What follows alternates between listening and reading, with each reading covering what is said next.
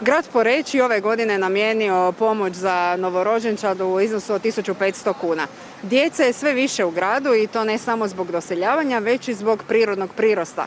A to ujedno znači i nužna veća ulaganja u vrtićku, školsku, ali i sportsku infrastrukturu.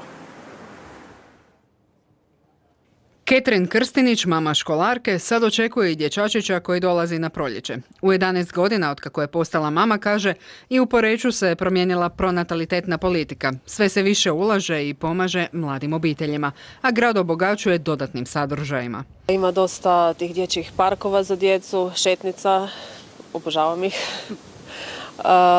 Ima dosta sportskih klubova. Evo, moja kćer 11 godina, znači u biti 5 godina, trenira rukomet, odlična je u tome. Uz Ketrin u Poreču blagi baby boom. Na godinu se u gradu rodi 170 beba, a lani 8% više nego godinu prije. No jaslice, vrtiće, škole, sportske sadržaje koriste i djeca okolnih općina, pa grad raste. To mi volimo nazvati slatke muke.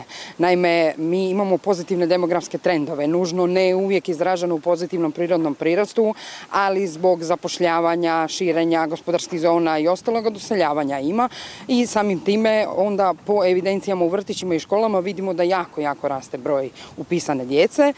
Sad je najveći izazov, kažu u gradu, naći mjesto u jaslicama i vrtićima, jer zaposlenim roditeljima treba institucionalna podrška.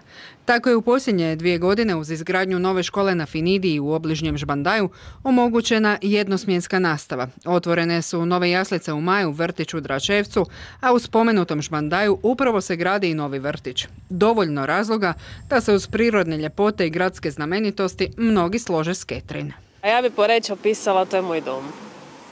Znači, to za mene nije grad, nego dom.